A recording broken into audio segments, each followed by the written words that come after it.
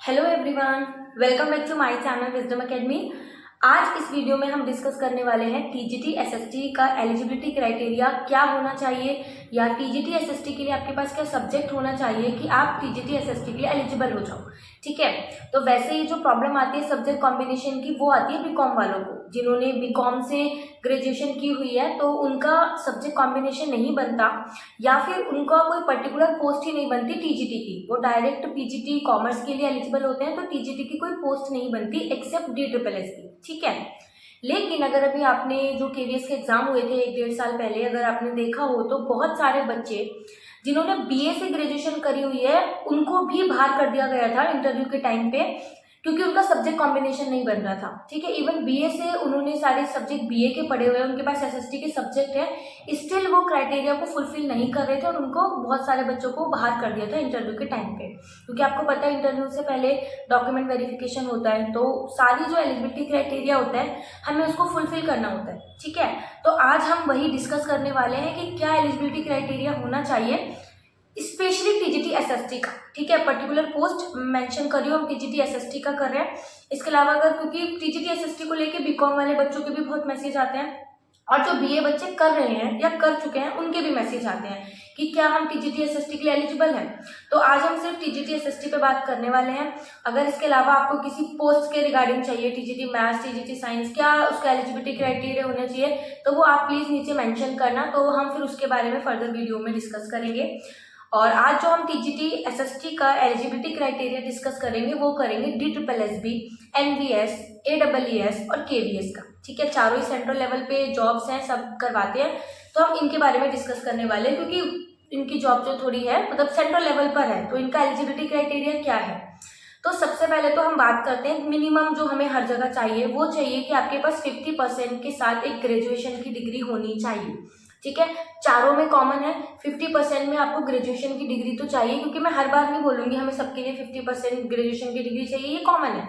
Graduation हमारी होनी चाहिए 50% के साथ। ठीक है, जो जर्नल वाले हैं उनको 50% चाहिए और 5 साल का एज रिलैक्सेशन भी मिलता है और 5 साल का आपको ग्रेजुएशन में भी रिलैक्सेशन मिलता है SC ST OBC को, यानी अगर आपके पास 45% की भी साथ डिग्री है तो वो चलेगा। ठीक है, इसके साथ आपके पास बीएड होना चाहिए, बीएड की डिग्री होनी चाहिए। जो भी आपके ग्रेजुएशन के सब्जेक्ट हैं, जो भी आपका टीजीटी का कंसर्न सब्जेक्ट बनेगा उसमें आपकी बीएड होनी चाहिए। हम टीजीटी एसएसटी की बात कर रहे हैं तो बीएड में जो आपका सब्जेक्ट है वो एसएसटी वो मस्ट होना चाहिए। ठीक है, फिर इसके बाद आपका सीटेट 2 क्लियर होना चाहिए। सीटेट 2 लेवल जो हमारा 6 to 8 का होता है, लेवल 2 का होता है, जो 6 to 8 के लिए होता है वो आपका क्लियर होना चाहिए। इन सब क्राइटेरिया को फुलफिल करने के बाद ही आप टीजीटी एसएसटी का फॉर्म भर सकते हैं। ठीक है, अब सबसे बड़ी बात आती है कि क्या बीकॉम वाले टीजीटी एसएसटी के लिए एलिजिबल हैं। तो देखिए, जो अब पहले हम बीकॉम वालों की बात करते हैं। जो बीकॉम वाले हैं उनको सिर्फ और सिर्फ DSSB यानी दिल्ली जो है यूनियन टेरिटरी है, तो आपको पता है वो सेंट्रल में आती है, तो DSSB अलाउ करती है सिर्फ बीकॉम वालों को टीजीटी एसएसटी बनने के लिए। अदरवाइज NVS, AEES और KVS में हम लोग मतलब जिन्होंने बीकॉम की हुई है वो एलिजिबल ही नहीं है टीजीटी की पोस्ट भरने के लिए, मतलब हम लोग टीजीटी पे जा ही नहीं सकते। ठीक है, और आपको पता है जो KVS, NVS, AEES है इसमें प्रमोशन के लिए भी पेपर होते हैं। ठीक है, तो जो PRT है KVS में, अब उनको प्रमोशन लेना है तो उनका प्रमोशन नहीं होगा, उनको या तो वो डायरेक्ट पेपर दें, पीजीटी का डायरेक्ट पेपर दें, पीजीटी कॉमर्स का, तो ही तो वो आगे प्रमोशन डायरेक्ट रिक्रूटमेंट से जा सकते हैं, अदरवाइज उनको जिंदगी भर PRT रहना पड़ेगा। ठीक है, और अगर आप आगे जाना चाहते हो, आप प्रमोशन लेना चाहते हो, तो आपको दोबारा BA करनी पड़ेगी, आपके पास कोई दूसरा ऑप्शन नहीं है। तो इसके अकॉर्डिंग जो बीकॉम वाले हैं वो या तो प्रमोशनल एग्जाम नहीं दे पाएंगे। ठीक है, वो हमेशा मतलब प्रमोशनल एग्जाम वो नहीं दे सकते, वो डायरेक्ट एग्जाम दे सकते हैं। ठीक है, डायरेक्ट रिक्रूटमेंट में वो कभी भी दे सकते हैं, लेकिन वो किसकी देंगे, पीजीटी कॉमर्स की। ठीक है, पीजीटी कॉमर्स के लिए वो लोग एलिजिबल हैं, वो मास्टर्स करने के बाद, बीएड तो उनकी हो गई होगी, या बीएड करने के बाद, मास्टर करने के बाद वो डायरेक्ट पीजीटी कॉमर्स का एग्जाम देंगे, डायरेक्ट रिक्रूटमेंट होगी। टीजीटी की कोई पोस्ट नहीं है, टीजीटी का वो एग्जाम नहीं दे सकते। ठीक है, प्रमोशनल एग्जाम भी वो नहीं भर पाएंगे, वो डायरेक्ट एग्जाम हमेशा दे पाएंगे। और अगर उन्हें प्रमोशनल एग्जाम देने हैं तो ऑब्वियसली वही बीए आपको करना पड़ेगा। आप कोई सब्जेक्ट बनाओ, आपका सब्जेक्ट कॉम्बिनेशन बनाओ, फिर आप उससे बीएड करो, फिर आप प्रमोशनल वाले वो एग्जाम भर सकते हो। ठीक है, ये बीकॉम वालों का है KVS, NVS, AEES में। ठीक है, सिर्फ जो DSSB है वो बीकॉम वालों को अलाउ करती है टीजीटी एसएसटी के लिए। तो उसमें टीजीटी एसएसटी का हम एलिजिबिलिटी क्राइटेरिया जान लेते हैं कि बीकॉम वाले कैसे एलिजिबल हो सकते हैं। तो बीकॉम वालों के पास एक सब्जेक्ट होता है इकोनॉमिक्स, ठीक है, 11th-12th में भी होता है बीकॉम में इकोनॉमिक्स, मतलब कॉमर्स में इकोनॉमिक्स, ग्रेजुएशन में भी। अगर आपके पास तीनों साल, ठीक है, 3 ईयर, अगर आप 300 मार्क्स का क्राइटेरिया फुलफिल कर रहे हो, आपके पास तीनों साल इकोनॉमिक्स है, तो आप टीजीटी एसएसटी के लिए दिल्ली में एलिजिबल हो, ठीक है। बाकायदा आपके साथ इसके साथ बीएड होनी चाहिए, सीटेट तो क्लियर होनी चाहिए, या आपके पास तीनों साल बिजनेस स्टडीज है, ठीक है, बिजनेस स्टडीज है तो भी। तो कॉमर्स के यही 2 सब्जेक्ट होते हैं। अकाउंटेंसी का नहीं है लेना देना कि तीनों साल अकाउंटेंसी हो तो मिलेगा, क्योंकि कॉमर्स वाले हैं वो तो होगी, लेकिन आपके पास बिजनेस स्टडीज या तो तीनों साल होना चाहिए या तीनों साल इकोनॉमिक्स होना चाहिए, क्योंकि बिजनेस स्टडीज भी देखो DSSS भी अलाउ कर रही है, और कोई भी ऑर्गेनाइजेशन है वो नहीं अलाउ कर रही बीकॉम वालों को, बट DSSS भी कर रही है, ठीक है। तो अगर आपके पास इकोनॉमिक्स है, बिजनेस स्टडीज है, तो आप तीनों साल कर सकते हो, ठीक है। इसके साथ जो टीजीटी एसएसटी का एलिजिबिलिटी क्राइटेरिया है बीए वालों का, तो उसमें क्या है, आपका कोई भी 2 सब्जेक्ट, चाहे पॉलिटिकल साइंस, चाहे हिस्ट्री, चाहे ज्योग्राफी, चाहे सोशियोलॉजी, चाहे इकोनॉमिक्स, आपका 2 साल होना चाहिए। मैं DSSB की बात कर रही हूँ।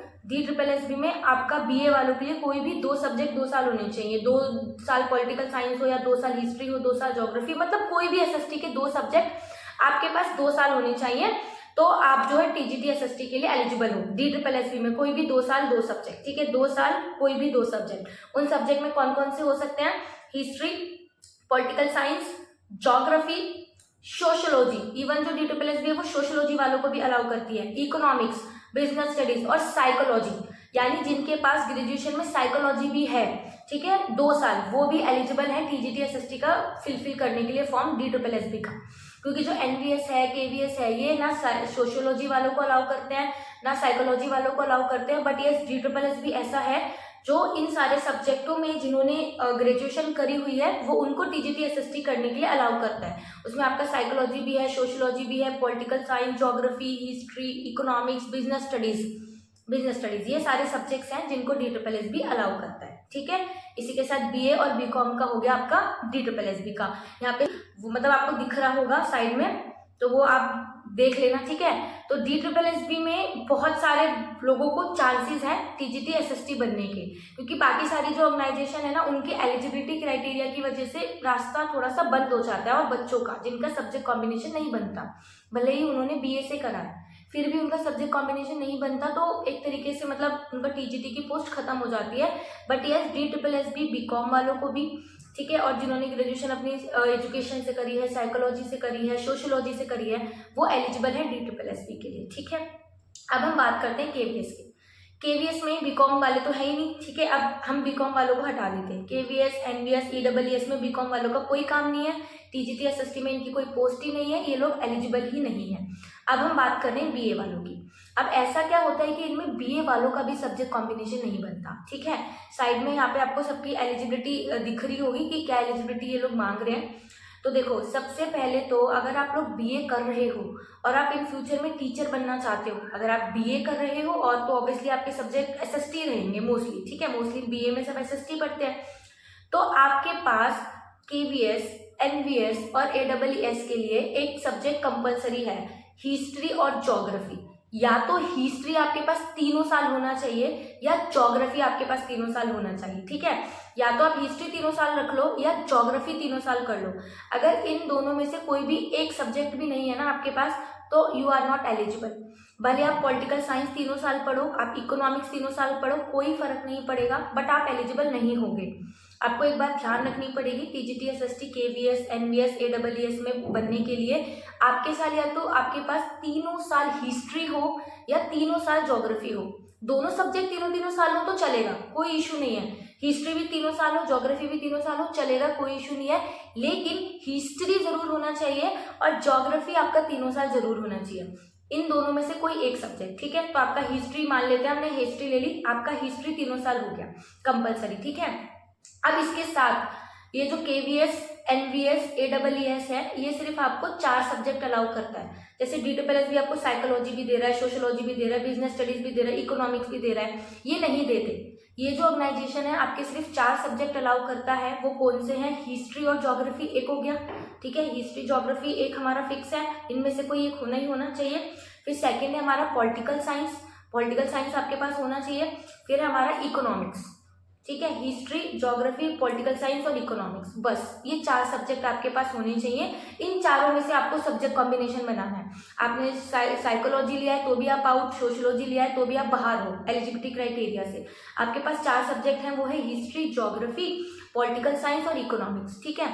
और इनकी डिमांड ये है, जैसे DSSB 2 साल में एलिजिबल कर रहा है आपको, इनके लिए आपको 3 साल पढ़ा हुआ होना चाहिए। आपके पास ये सब्जेक्ट 3 साल होने चाहिए। जैसे कि फर्स्ट सब्जेक्ट था हमारा हिस्ट्री, मान लीजिए हमने हिस्ट्री ले लिया, हिस्ट्री अब हमारे पास 3 साल कंपलसरी है।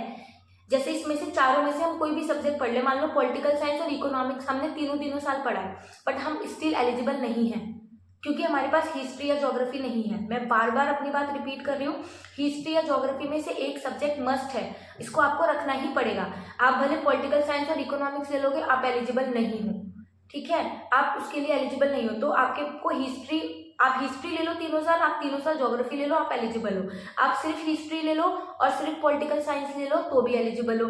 आप हिस्ट्री ले लो, आप इकोनॉमिक्स ले लो तो भी आप एलिजिबल हो। आप ज्योग्राफी ले लो, आप इकोनॉमिक्स ले लो तो भी आप एलिजिबल हो। आप ज्योग्राफी ले लो और हमारा क्या बचा, पॉलिटिकल साइंस ले लो तो भी आप एलिजिबल हो, ठीक है।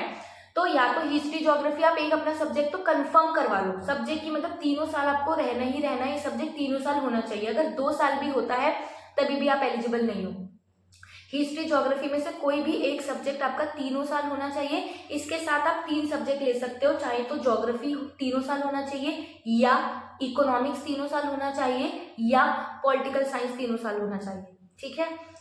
ये आपको एलिजिबिलिटी क्राइटेरिया समझ में आ गया होगा, मैंने बहुत बार रिपीट करा है ताकि आपको अच्छे से क्लियर हो जाए। ये आपका सब्जेक्ट कॉम्बिनेशन बनना चाहिए KVS, NVS, AWS तीनों के लिए ही, ठीक है। तीनों को अलग अलग डिस्क्राइब इसलिए नहीं करा क्योंकि तीनों का सेम एलिजिबिलिटी क्राइटेरिया है। यहाँ साइड में आपको लगा दूंगी, आपको अच्छे से दिख जाएगा। तो तीनों के लिए सेम क्राइटेरिया है, ठीक है। इसके बाद जैसे बहुत सारे बच्चे BA ऑनर्स करते हैं हिस्ट्री में, वो एलिजिबल है। BA ऑनर्स करते हैं ज्योग्राफी में, दे आर ऑल्सो एलिजिबल।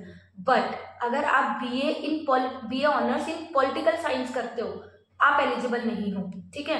आप ज्योग्राफी में करो चलेगा, हिस्ट्री में करो चलेगा, but BA in political science वाले एलिजिबल ही नहीं है। अगर आपने BA ऑनर्स पॉलिटिकल साइंस में करा हुआ है तो आप फॉर्म भरने के लिए भी एलिजिबल नहीं हो, ठीक है। तो ये क्राइटेरिया है BA का। स्पेशली सब्जेक्ट चाहिए इनको, 2 सब्जेक्ट चाहिए 3 साल, कोई भी 2 सब्जेक्ट 3 साल चाहिए, जिसमें से हिस्ट्री और ज्योग्राफी तो एक होना ही होना चाहिए। और इन्होंने सिर्फ 4 सब्जेक्ट ही हमें बोले हुए हैं करने के लिए, जैसे DSSB का थोड़ा वास्ट है, इनका नहीं है, ये है।